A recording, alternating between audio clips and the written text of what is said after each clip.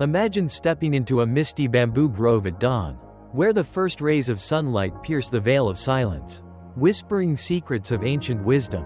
This is the essence of Zen, a dance between the soul and the universe. A journey that transcends words yet begs to be explored.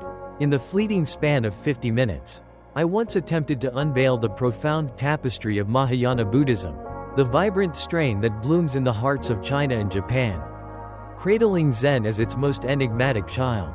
But oh, how that brief encounter pales against the boundless ocean we now dive into. Let us embark on this odyssey together, not as mere observers, but as wanderers ignited by curiosity, our spirits alight with the fire of discovery. For Zen is not just philosophy, it's the raw pulse of life, echoing through Japanese gardens, temples, and souls, shaping art, culture, and the very breath of existence. Mahayana Buddhism, with its grand visions of compassion and enlightenment for all beings, sweeps across the East like a gentle yet unstoppable tide. It's the Buddhism of bodhisattvas, those heroic figures who delay their own nirvana to guide others through the storms of suffering. In China, it merges with Taoist flows. In Japan, it crystallizes into rituals that honor the ephemeral beauty of cherry blossoms falling like silent tears. And within this vast embrace lies Zen, a rebellious spark, a subsect that defies dogma and invites us to awaken in the here and now. Why Zen, you ask? Because it has woven itself into the fabric of Japanese culture with threads of profound influence. Picture the serene tea ceremonies where every pour of matcha is a meditation on impermanence. Or the ink-wash paintings that capture mountains in a single, evocative stroke. As we wander through this informal tour of the soul, we'll visit Zen monasteries where stone lanterns glow like eternal guardians, and behold artworks born from minds unburdened by illusion. These are not mere relics, they are living testaments to a way of being that transforms the ordinary into the divine. Yet, dear reader, as we pivot from the broad horizons of Mahayana to the intimate thunder of Zen, prepare for a playful paradox. Foreign voices, perhaps even my own or the revered Dr. Suzuki's, often dance around Zen, only to be met with skepticism.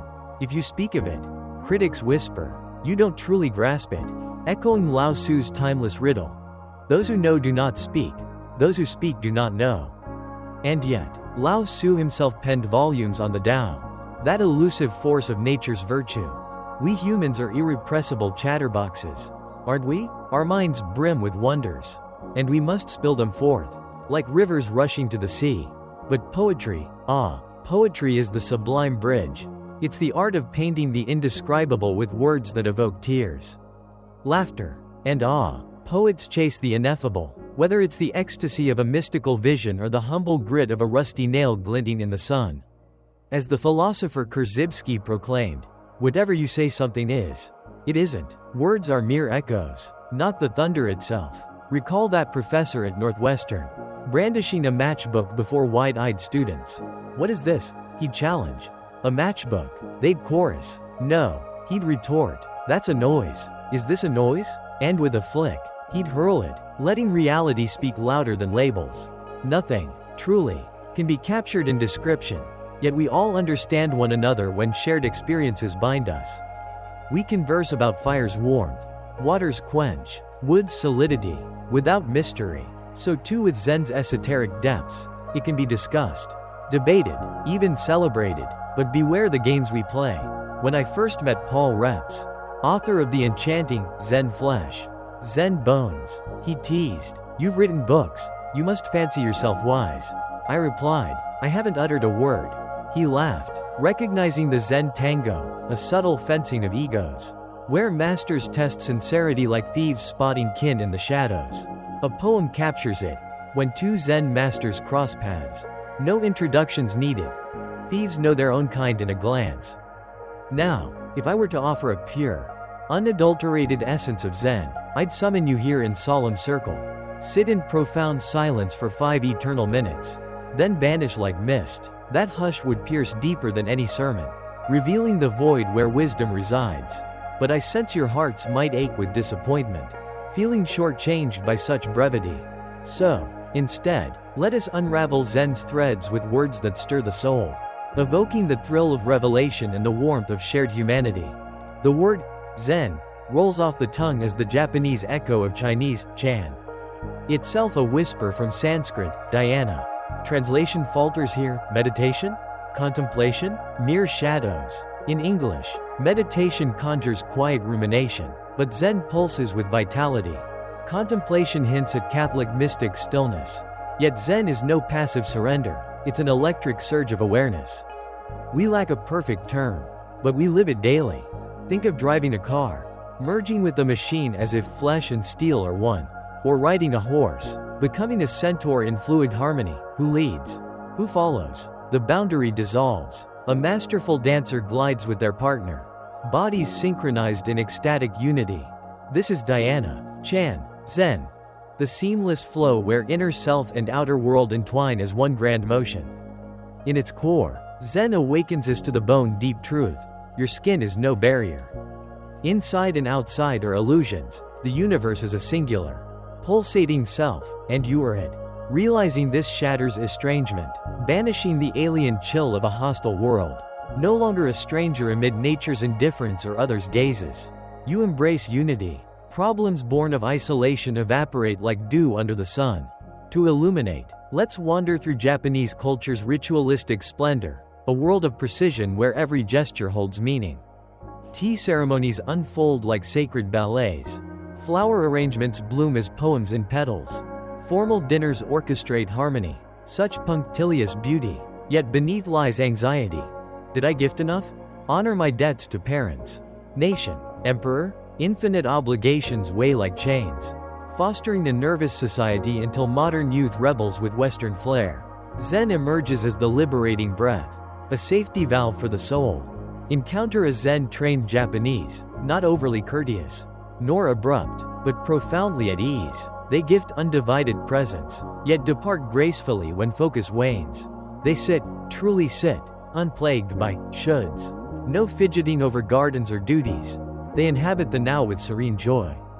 Even novices exude this calm, an antidote to cultural self-consciousness. Zen's discipline, rigorous yet compassionate, teaches comfort in discomfort. Sleep on concrete in rain? Relish it. Endure winter's bite in monasteries? Relax into it, muscles yielding like willows in wind. No masochism here, just mastery over suffering, turning hardship into harmony. These Zen adepts thrive in a protocol-obsessed culture. Acting without self-watching, unself-consciously spontaneous. We fear spontaneity, without control. All air, devolve into barbarism, yet Zen folk, free of inner tyrants, harm no one. They embody trust in one's nature. How does this alchemy work? Zen unveils illusions through dialogue, not doctrine. No beliefs imposed. It's a conversation between Buddha and the ordinary seeker who clings to problems. Like a psychiatrist examining heads, or Tokusan wielding his stick, question or not, blows await. Why seek a master? You've raised the issue yourself. Postulants beg entry, facing rejection to test sincerity, or rather, to spotlight their self-imposed need. Insist, fuss, define yourself as flawed, and you're trapped. Can't retreat without shame. This mirrors life's quests for therapy, salvation, enlightenment. We crave one-up on the universe, mastery over death, emotions, traps. Zen masters offer no answers, yet seem omnipotent. Linji likened Zen to a yellow leaf soothing a child's cry for gold, or an empty fist teasing curiosity. Powers projected onto masters stem from their insight.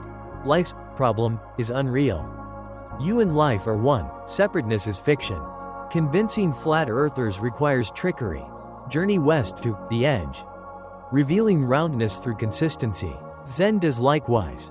Persist in folly to explode ego's illusion. Accept it? The koan strikes. Who are you? Before parents conceived you, your original nature? No ideas, roles. Show genuine self now. Like demanding unself-conscious play from a child. Impossible on command.